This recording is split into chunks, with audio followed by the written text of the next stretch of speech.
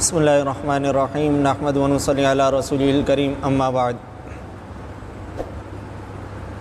پچھلی ویڈیوز میں آپ کے سامنے فرض عین اور واجب سنتیں نوافل کو بیان کیا تھا، اور جب فرض کی تعریف بیان کی جا رہی تھی تو اس وقت آپ کے سامنے یہ بات عرض کی تھی کہ فرض کی دو قسمیں ہیں، ایک تو فرض عین ہے اور دوسرا فرض کفایہ ہے۔ فرض عین وہ فرض کہلاتا ہے کہ جو ہر شخص پر اپنے طور پر لازم ہو، ہر شخص پر جدا جدا لازم ہو، الگ الگ ہر ایک پر لازم ہو، یعنی کہ ایسا نہ ہو کہ ایک کے ادا کرنے سے دوسرے کے ذمے سے ساقط ہو جائے، اتر جائے۔ جبکہ فرض کفایہ وہ فرض کہلاتا ہے کہ جو کچھ لوگوں کے ادا کرنے سے باقی لوگوں کے ذمے سے ساقط ہو جاتا ہے۔ مطلب یہ ہوا کہ فرض عین جو شخص ادا نہیں کرے گا وہ خود گناہ گار ہوگا۔ اگر 2 4 10 لوگ ادا نہیں کریں گے تو وہ گناہ گار ہیں، جو ادا کر رہے ہیں ان کو ثواب مل جائے گا۔ اور فرض کفایہ وہ فرض ہے کہ اگر سب ادا نہ کریں تو پھر تو سب کے سب گناہ گار ہیں، اور اگر چند لوگ ادا کر لیں، جیسے ایک علاقے سے 20 25 لوگ ادا کر لیں، 30 لوگ ادا کر لیں، 100 لوگ ادا کر لیں، تو اگر 1000 1500 کی آبادی ہے تو سب اس فرض سے بری ہو جائیں گے اور سب سے وہ فرض ساقط ہو جائے گا۔ تو یاد رکھیں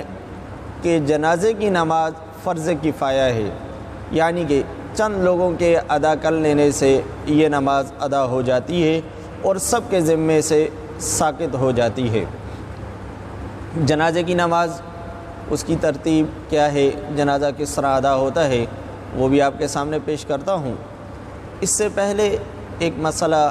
سماعت کر لیں۔ نماز جنازے کا پڑھانے کا اہل جو ہے وہ ولی ہے۔ نماز جنازہ بہتر تو یہ ہے کہ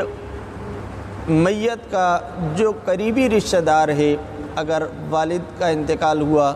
تو بیٹوں کو یہ حق ہے کہ وہ جنازہ پڑھائیں، بیٹے کا انتقال ہوا،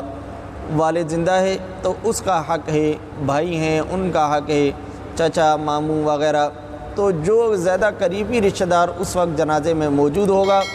اس کا زیادہ حق ہے کہ وہ جنازہ ادا کرے۔ لیکن اگر کوئی شخص تبرکاً اور بڑے ہونے کی وجہ سے، عالم دین ہونے کی وجہ سے عالم کو، حافظ صاحب کو، امام صاحب کو اس چیز پر راضی کرتا ہے اور ان کو اس چیز کو ادا کرنے کے لیے کہتا ہے، تو اس میں بھی کوئی مذائقہ نہیں، وہ بھی ادا کر سکتے ہیں۔ لیکن جیسے میں نے عرض کیا کہ سب سے زیادہ حق ولی کا ہے، سب سے زیادہ قریبی رشتہ دار جو وہاں موجود ہو اس کا حق ہے۔ اب مسئلہ یہ ہے کہ ہم لوگوں کو فرض نماز ہی نہیں آتی، جنازہ تو دور کی بات ہے، تو ہمیں وہ آتا ہی نہیں، اور اگر آتا بھی ہے تو بڑی مصیبت یہ ہوتی ہے کہ ہمارا حلیہ اس قابل نہیں ہوتا کہ ہم وہ نماز ادا کریں، پڑھا سکیں، امام بن سکیں۔ بعضوں کی داڑھی نہیں ہوگی،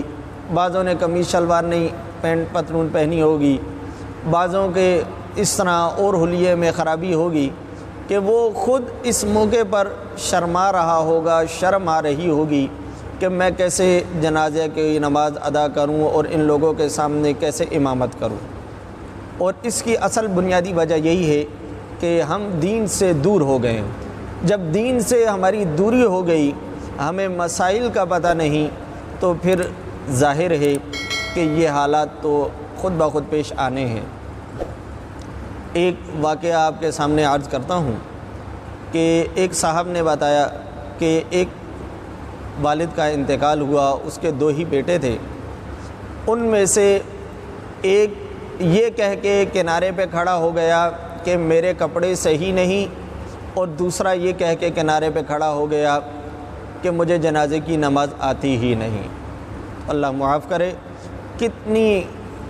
عجیب بات اور کتنی شرم کی بات ہے کہ ہمیں اتنی نماز بھی نہیں آتی کہ ہم اپنے والد کی یا والدہ کی جنازے کی نماز ادا کر سکیں اور ان کے لیے دعائیہ کلمات کہہ سکیں۔ یہ صرف اور صرف دین سے دوری ہے اور ہمارے دین سے ناواقفیت ہے۔ اس لیے ہمیں سب سے پہلے خود اپنے آپ کو، پھر اپنے گھر والوں کو، اپنے بچوں کو دین کی طرف راغب کرنا ہے۔ کہیں ایسا نہ ہو کہ میں مر جاؤں اور پیچھے میری اولاد کو میرا جنازہ پڑھنا ہی نہ آتا ہو،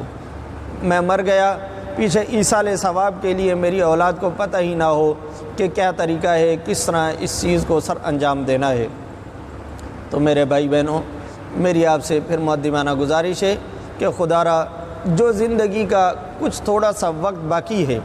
ہمیں ان چیزوں کی طرف توجہ دینی چاہیے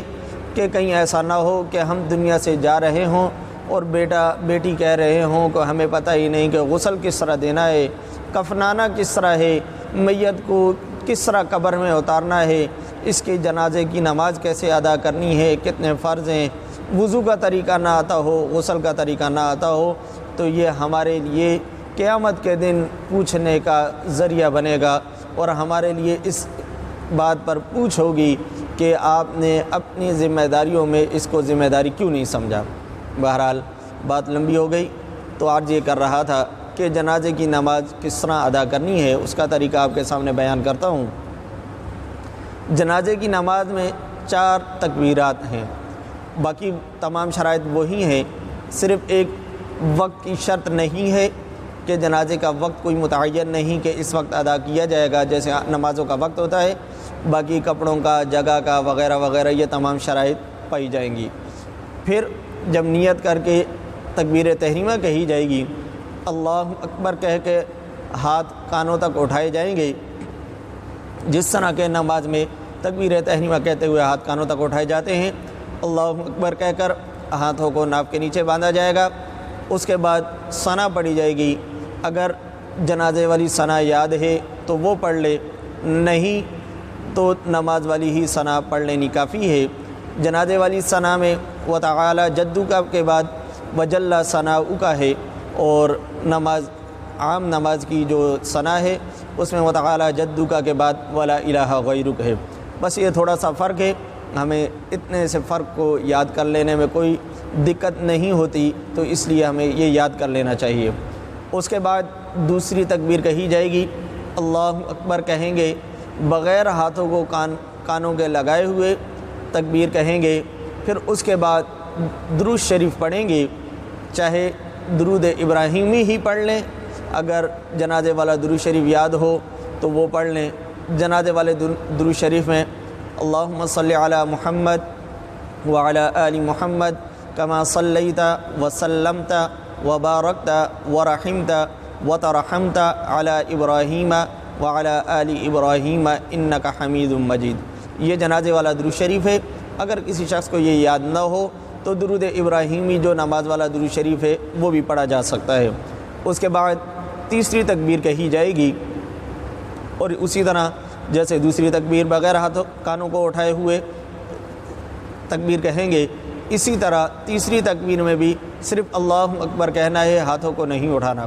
اس کے بعد میت کے لیے دعا کریں گے،